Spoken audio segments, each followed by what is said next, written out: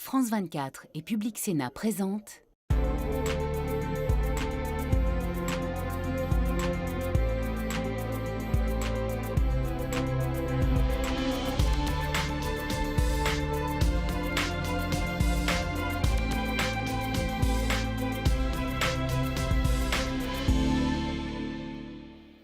Merci de nous rejoindre au Parlement européen à Bruxelles. C'est le coup d'envoi aujourd'hui de notre série d'émissions spéciales consacrées aux élections européennes et à leurs enjeux dans chacun des grands pays ou grandes régions de l'Union européenne. Pour commencer, place à l'Allemagne, le pays le plus peuplé, le plus riche des 27 et première puissance exportatrice du continent. Oui, alors pour rappel, l'Allemagne compte aujourd'hui 84 millions d'habitants. Le revenu médian par habitant est de 2083 € par mois.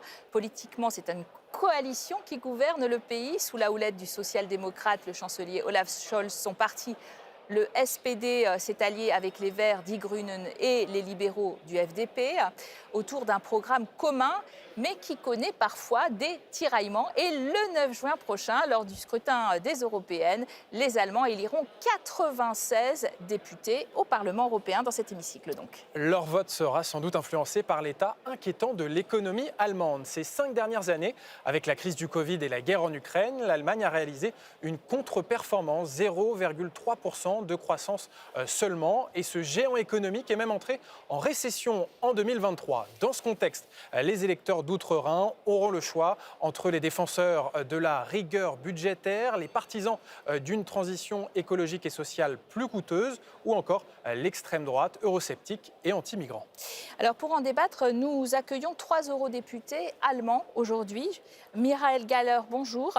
Vous êtes membre du Parti populaire européen au Parlement européen. C'est les chrétiens démocrates de la CDU qui sont désormais dans l'opposition en Allemagne. Alors encore plus dans l'opposition, j'ai envie de dire, et encore plus à droite, Gunnar Beck, membre de l'AfD, Alternative für Deutschland, ce qui correspond au Parlement européen, au groupe Identité et démocratie, où siègent aussi d'ailleurs les Français du Rassemblement national. Et puis Daniel Freund, vous êtes eurodéputé vert, vous. En Allemagne, le parti Die Grünen est dans la coalition au pouvoir, dirige d'ailleurs de grands ministères comme les affaires étrangères et l'économie. Première question, évidemment, est-ce que cet état de l'économie allemande inquiète les électeurs et sera un des thèmes de campagne finalement pour les européennes ? Moi, je pense qu'on a vu une situation assez extraordinaire ces dernières années avec l'invasion de la Russie, qui était à l'époque l'État le plus dépendant du gaz, mais aussi des autres fossiles russes, et qui, dans un temps record, est sorti de ces énergies russes et aujourd'hui investit pleinement dans le renouvelable. Michael Galler, est-ce que l'économie va être, selon vous, un thème de campagne fort dans ces élections européennes? Et selon vous, quelles sont les lignes de clivage entre les différents partis? À mon avis, ça devrait être, mais je crois que ça ne serait pas le thème dominant. Je crois plutôt que les thèmes comme migration et la guerre de Russie, ça sera quelque chose de dominant. On regarde aussi en novembre probablement qu'est-ce qui se passe aux États-Unis. Donc, nous, Européens, doivent réagir déjà maintenant et prendre des mesures dans le domaine de défense et sécurité, à mon avis. Et donc, je ferai en sorte que ça soit un des thèmes dominants. Mais en fait, M. Freund, pour le gouvernement, nous a parlé des raisons extérieures pour expliquer la maladie de l'Europe. À notre avis, l'Allemagne, maintenant, est en chute libre, un pays en plein déclin. Et les raisons pour cet état déplorable ne se trouvent pas à l'extérieur. Les sources de ce déclin sont à l'intérieur. Quelles sont les causes, selon vous? C'est complètement clair. Il y en a au moins 3. La politique du climat, la migration en masse et la réponse de l'Union européenne au conflit, à la guerre en Ukraine. Donc vous trouvez que l'Allemagne en fait trop du point de vue de la guerre en Ukraine, qu'on devrait donner moins d'argent et que ce n'est pas la bonne réponse? Est-ce que l'Allemagne est une puissance en déclin d'abord? Est-ce que vous acceptez ce déclinisme? Ou est-ce qu'on est en train de vivre une sorte de fin du modèle allemand avec une industrie florissante qui exporte d'un certain point de vue?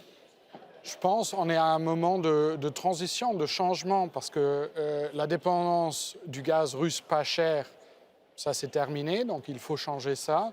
Je pense qu'un nombre d'industries en Allemagne a peut-être trop compté qu'il n'y aura jamais de changement.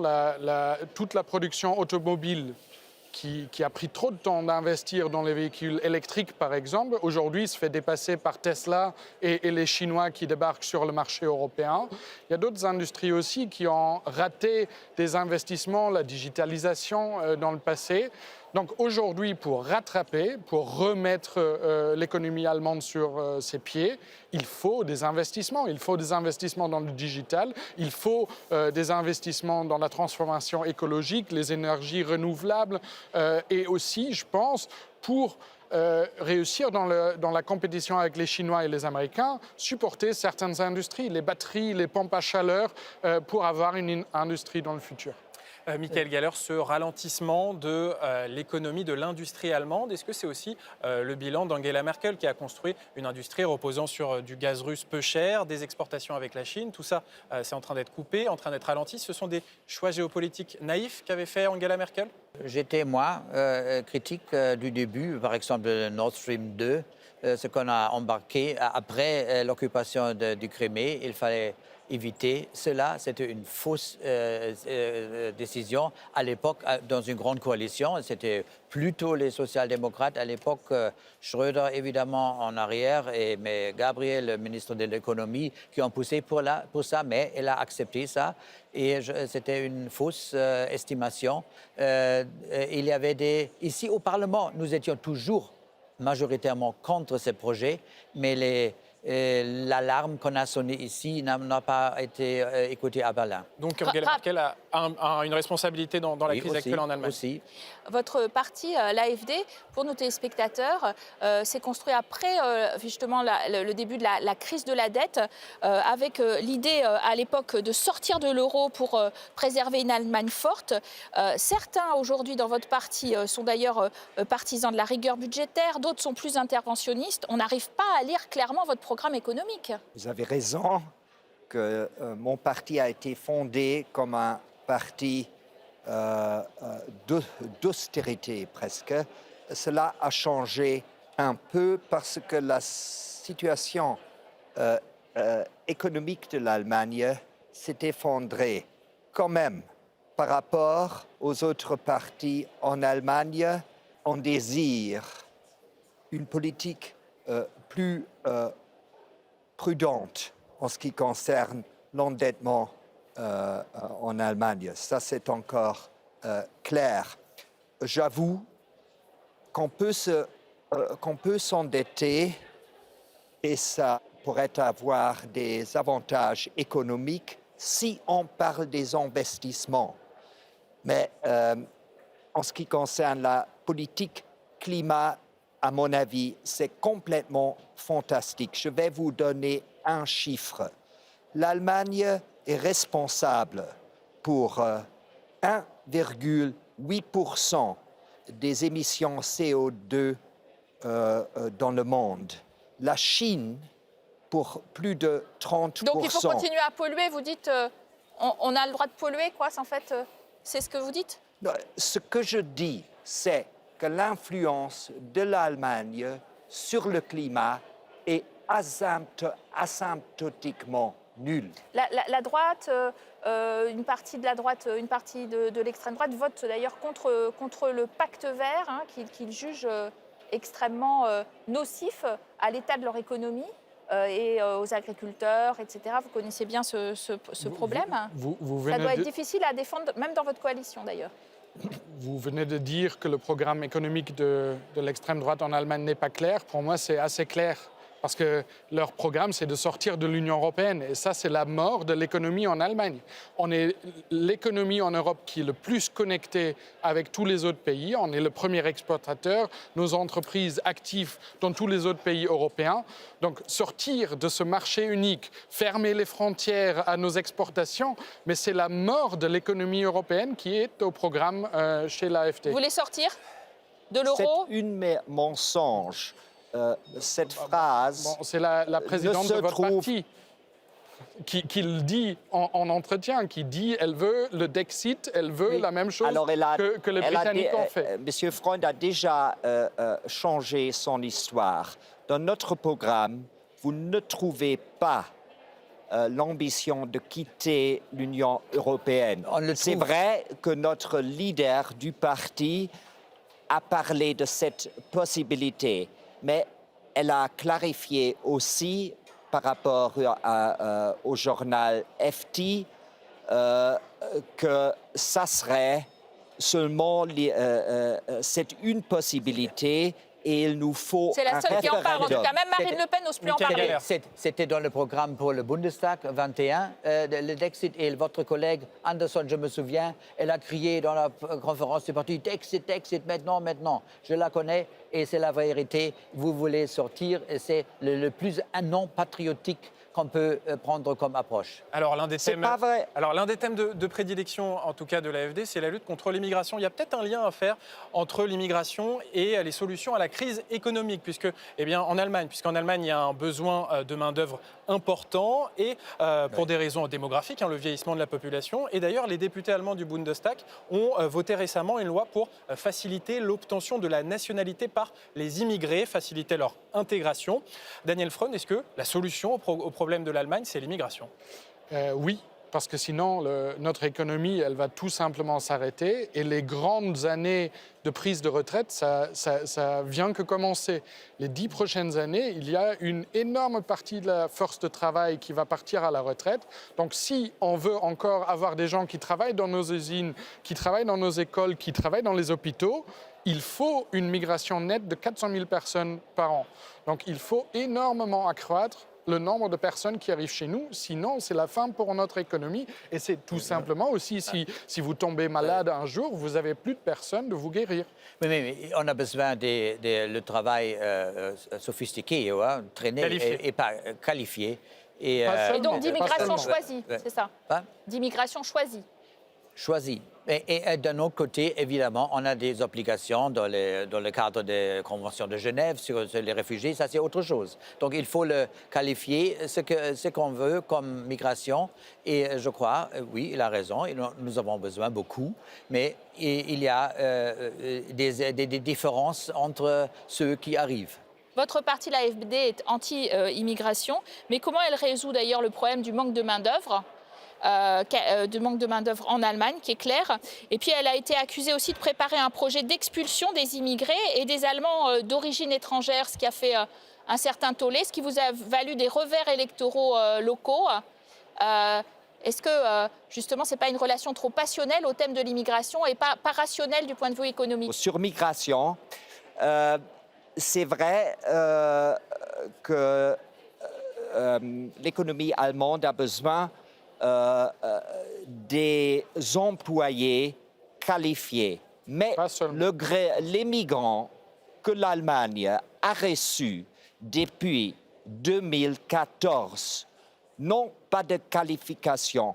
L'Allemagne a reçu environ entre 5 ou 6 millions de gens d'Afrique et de l'Orient. Les gens n'ont pas de qualification qu'on peut utiliser dans l'économie allemande. Un professeur des finances, M. Raffelhuschen, a calculé que le coût accumulé de l'immigration depuis les 10 dernières années approche 6 billions d'euros. C'est fantastique, c'est impossible et il faut faire quelque chose sur cette situation. Je n'avais pas souvenir que c'était des simple. chiffres aussi hauts post-crise migratoire pour ce qui est des migrants. Pour terminer, finalement, qui propose des solutions économiques réalistes pour les prochaines élections qui vont aussi aider l'Europe? Parce que c'est bien ça, c'est une Allemagne forte économiquement, mais aussi un peu solidaire du point de vue européen. Moi, je pense que nous, on a un bon programme là-dessus. Cette transformation de nos économies vers un futur renouvelable, durable, c'est pas seulement une question pour l'Allemagne, mais pour toute l'Europe. Est-ce qu'on est compétitif contre les Chinois et les Américains? Mais pour ça, il faut de l'investissement. L'austérité que proposent les conservateurs, ils vont nous bloquer, donc on n'investit rien. 0% de déficit, hein, c'est une règle allemande. Et justement, Voilà. Michael Galler, est-ce qu'il faut libérer un petit peu l'endettement et les investissements pour relancer l'Allemagne? Non, il faut d'abord réduire la bureaucratie et tous les règlements additionnels. Mais donc l'Allemagne qui se sent bien en Europe, qui sera un moteur en Europe? Voilà, pour le moment, nous ne sommes pas. Normalement, la locomotive économique tire aussi des autres. Avec moins 0,3%, on ne peut plus tirer d'autres, mais Parce il faut qu'on s'occuper n'investit pas. Oui. Et Gunnar Beck, votre solution pour l'Allemagne en Europe, c'est d'expulser massivement les étrangers, même les Allemands d'origine étrangère, c'est ce qui vous est reproché? Personne dans mon parti est pour une expulsion des étrangers sans le processus de droit. On parle seulement des migrants illégaux et pas des migrants qui ont obtenu la nationalité allemande. Comment vous relancerez l'Allemagne? Madame Merkel a transformé les Allemands presque dans un état de manque de volonté. Sur ce gouvernement actuel, tous les fusils dans les têtes des Allemands ont sauté. Il faut quelqu'un qui allume au niveau l'interrupteur dans nos cerveaux. C'est tout à fait clair. Il faut changer presque tout. Daniel Freud, pour conclure. Je ne vois pas de solution pour l'économie. Moi, je vois plein de dangers. Moi, je pense que si on veut faire avancer l'Europe, il faut investir dans l'Europe. Et ce sera le mot de la fin. Merci à vous de nous avoir suivis pour ce débat consacré à l'Allemagne. Très bonne suite des programmes sur nos antennes.